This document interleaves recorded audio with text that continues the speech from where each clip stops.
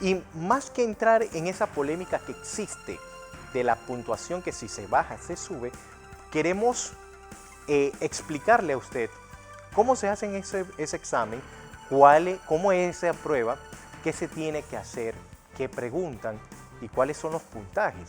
Y para eso me acompaña el doctor Jorge Sinclair, uno de los estudiantes que ha sacado una puntuación máxima. Recuerdan que hablé de él el martes pasado para que nos explique un poco cómo es esto y qué tan difícil puede ser y cuál es su opinión en cuanto a que si se debe disminuir ese porcentaje o no.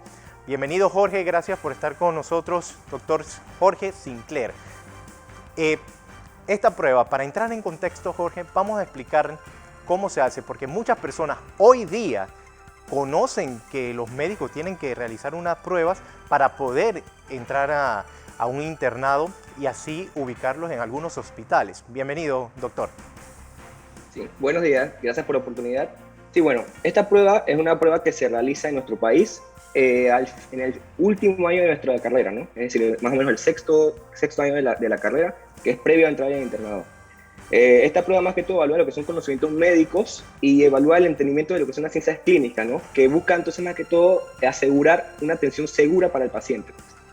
Entonces, la prueba consta de 160 preguntas que son preguntas de temas generales que se puede decir que son comunes tanto en nuestro país como a nivel mundial. Pues, por ejemplo, temas como hipertensión, diabetes, neumonías, que son temas universales en la medicina. Es decir, esta prueba no entra en temas de, por ejemplo, de enfermedades epidemiológicas de otros países, no entra en enfermedades raras, es decir, más que todo se basa en enfermedades comunes, ¿sí? O sea, enfermedades que son comunes tanto a nivel de Panamá como a nivel del resto del mundo. Entonces, la prueba consta de 160 preguntas y este resultado final que nos dan al final de la prueba, el puntaje, es decir, lo dan en forma de un porcentaje, ¿no? Pero este porcentaje es un porcentaje que es equiparado a nivel mundial. Es decir, el porcentaje se calcula en base al total de preguntas correctas que tenemos en el examen sobre el total de preguntas, que vendría siendo 160 preguntas, y se ajusta en función al nivel del examinado. Pues en este caso somos estudiantes de medicina de último año, ¿no? O sea que el examen es ajustado inclusive a nuestro nivel. Los resultados de los exámenes se equiparan entre implementaciones para evitar que las variaciones en la dificultad del examen tengan un poquito influencia en lo que es el resultado final. O sea, ¿cómo así? Puede haber exámenes que son más difíciles que otros, eso puede suceder, pero la organización que realiza estos exámenes mediante ciertas mediciones estadísticas ajusta estos puntajes para que la dificultad, que puede variar de examen a examen, no afecte entonces el resultado final. O sea, para que no sea injusto. Y nos permita entonces comparar inclusive exámenes de 2019 con exámenes de 2015, por ejemplo. O sea, que un 77 en 2019 vale lo mismo que un 77 en 2016, independientemente de si un examen fue un poco más difícil que otro, ¿sí? Entonces, interpretar los resultados de este examen es un poco complicado porque no es lo mismo que un examen de escuela, no es lo mismo que un examen en una universidad. O sea, el diseño y el propósito de estos exámenes es totalmente diferente. Entonces, al ser diferente, no podemos esperar que los puntos de corte o las comparaciones sean iguales. Es decir, en estos exámenes no se espera ni en Panamá ni en ningún lugar del mundo que los examinados saquen la mayoría arriba de 71. Inclusive se ha visto que en otros países como Australia, Singapur, que también se realizan estos exámenes, es la minoría la que saca notas por encima de 71. ¿Qué quiere decir esto? Que este examen no busca ese puntaje. Este examen, eso sí, los puntajes mínimos varían según el país, ¿no? Lo que busca este examen es que demostremos los examinados que tenemos el conocimiento mínimo necesario. Ya sea, esto puede variar, como les dije, en nuestro país ahorita mismo, antes de que se diera la resolución, era de 40.5, en otros países como Costa Rica, por ejemplo, el puntaje era un poco más alto, era como 43, 44%. Entonces eso va variando de país a país, pero es para asegurar el conocimiento mínimo. Es decir, una persona que pase este examen, a pesar de que solamente sea el 42%, es una persona que tiene las capacidades para una buena atención. Doctor, hay algunos que mencionan que pudo o se puede sacar un buen puntaje en estas pruebas, pero eso no quiere decir que vaya a ser un buen médico. Sin embargo, ¿no considera usted que la práctica tiene que ir en conjunto con lo teórico y lo teórico en conjunto con la práctica? Ok, sí, yo estoy de acuerdo con lo que usted dice, porque a mí me gusta hacer siempre comparaciones, ¿no? Entonces yo veo el conocimiento como una herramienta más que todo, ¿no? Entonces imagínense que vayamos a construir una casa, por ejemplo. Entonces, para poder construir esa casa yo necesito herramientas, ¿no? Eso sí, el hecho de que yo tenga esas herramientas no me asegura que yo vaya a construirla de manera correcta, ¿no? Puede ser que me equivoque o puede ser que no. O sea, puede ser que al final la construya bien o la construya mal. Pero lo que sí le puedo asegurar es que si yo no tengo herramientas, para mí va a ser imposible poder construir una casa, ¿me explico? En este caso, las herramientas serían mi conocimiento. El conocimiento no va a hacer que yo sea un buen médico o no, porque la medicina es mucho más que solamente conocimiento. La medicina también es un arte, o sea, la medicina es tratar a los seres humanos, tener empatía, ser ético. La medicina también es saber integrar el conocimiento. Pero, si yo no tengo este conocimiento, no voy a tener la capacidad de integrar nada en el hospital, ¿no? Entonces la medicina, el conocimiento vendría siendo una herramienta necesaria, más no nos asegura ser buen médico, pero sí es necesaria para ser un buen médico. Entonces un médico sin conocimiento es un médico que haga lo que haga, no va a poder ser un buen médico porque no tiene las herramientas para hacerlo, ¿me explico? Entonces, a lo que quiero llegar es que, pero o sea, tampoco es real que la persona que no pase el examen no tiene las herramientas ahora para ser buen médico, al contrario. Quizás si no lo pasa es porque quizás en ese momento necesita prepararse un poco más.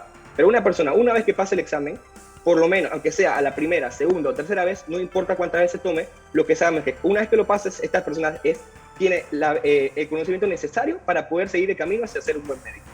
Ahora, doctor, en base a lo que usted ya tiene su experiencia, este examen sí le ayuda porque son pruebas que ustedes tienen que ver prácticamente a diario en un cuarto de urgencia, en la toma de decisiones. Esto lo podía también ir preparando un poco porque ustedes dentro, cuando están realizando su internado, tienen que seguir preparándose. Sí, correcto. O sea, al final, digo, la prueba más que todo, al final lo importante en verdad termina siendo la carrera de uno, ¿no? La prueba es como un punto que demuestra que durante la carrera uno logró obtener un conocimiento necesario, ¿no?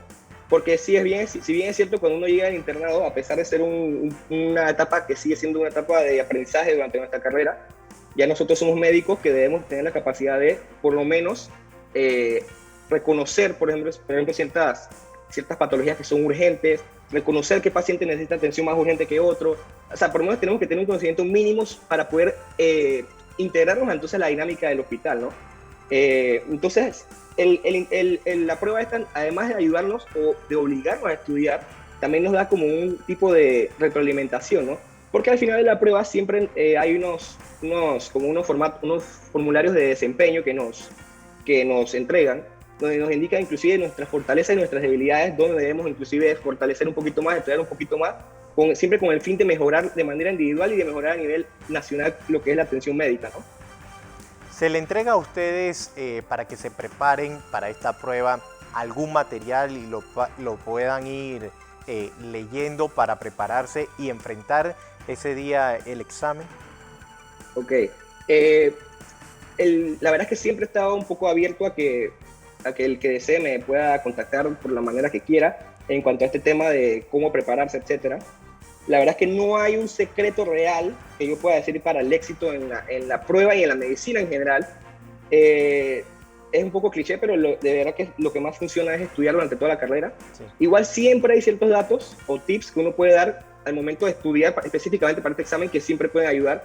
En lo personal, yo siempre he recomendado el QBank, que es el de hecho por UWorld, que es el principal, para mí es lo principal en cuanto a preparación, porque además de que nos brinda mucha información, también nos prepara para poder responder el tipo de preguntas que se presentan en este examen, ¿no?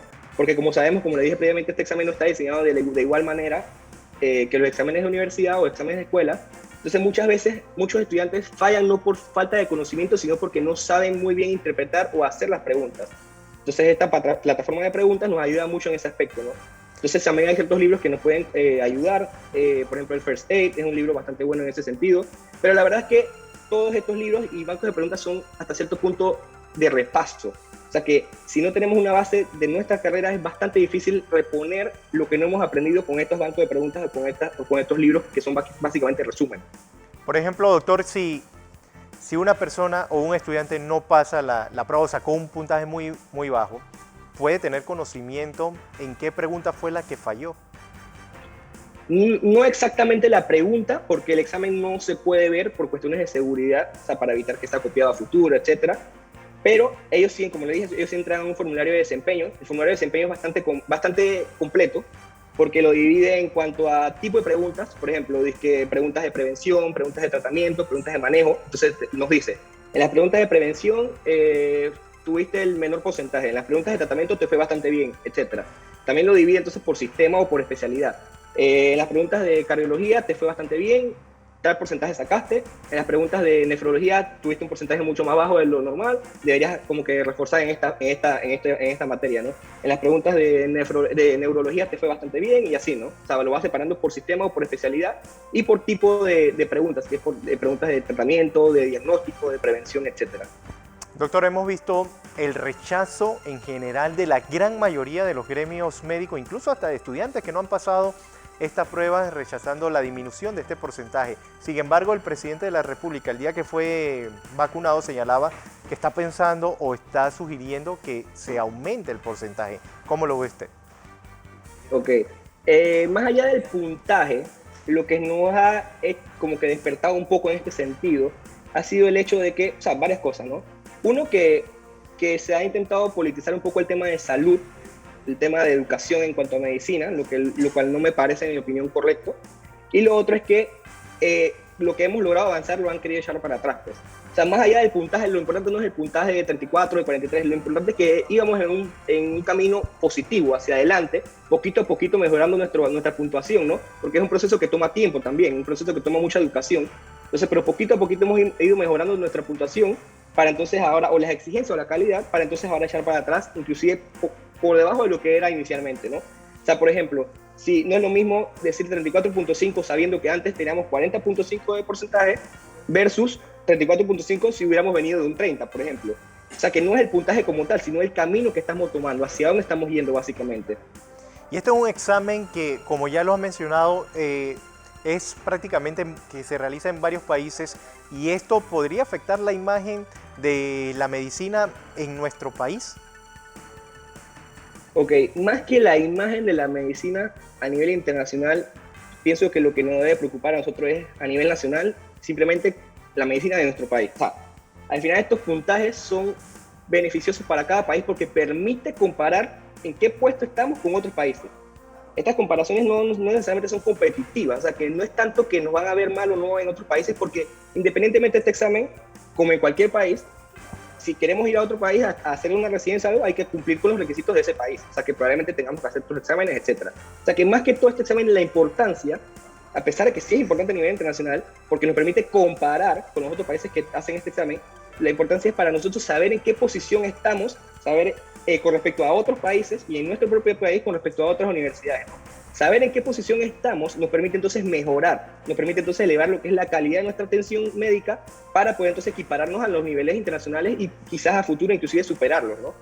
Doctor Jorge, para ir finalizando, su experiencia en el manejo en estos momentos de coronavirus, porque sabemos que usted también ha estado al frente de este virus que ha llegado a nuestro país y ha afectado a nivel mundial. Bueno, la verdad que han sido tiempos difíciles. A mí me tocó en Panamá el último mes, fue de marzo de 2020, donde inició entonces lo que era, estaba en el proceso de iniciar lo que era la pandemia. Había mucha incertidumbre, mucho miedo. Luego, posteriormente, a partir de abril, estoy trabajando entonces en el hospital Anita Moreno de Los Santos, que es un hospital totalmente COVID, prácticamente. Al principio había mucha incertidumbre, se vio afectada un poco la atención médica porque claramente todo pasó a ser entonces coronavirus, todo pasó a ser COVID, básicamente. Poco a poco, gracias a los nuevos hallazgos científicos que han habido, la nueva evidencia, etcétera, se ha podido coger, más que miedo, se ha podido entonces entender lo que es la enfermedad y poquito a poquito ir cogiendo confianza, pero en base a conocimiento, ¿no? Hoy en día, obviamente, no es lo mismo para nosotros ver a un paciente con COVID que como lo veíamos al principio de la pandemia, ya que hoy en día estamos un poco más seguros porque sabemos qué funcionan en cuanto a la prevención, etcétera, sabemos qué medicamentos no funcionan, sabemos qué realizar y qué no. O sea, más o menos hoy en día podemos decir que nos sentimos un poco más tranquilos, lo que no quiere decir que debemos rebajar las medidas preventivas, ¿no? Porque así como estamos en un momento bastante bueno comparado con el resto de la pandemia, no podemos volver a caer en una tercera ola, porque esto sería entonces catastrófico para nosotros, ¿no?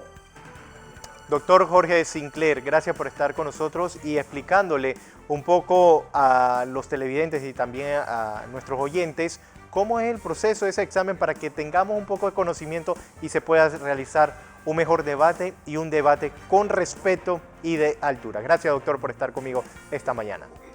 Muchas gracias a ustedes.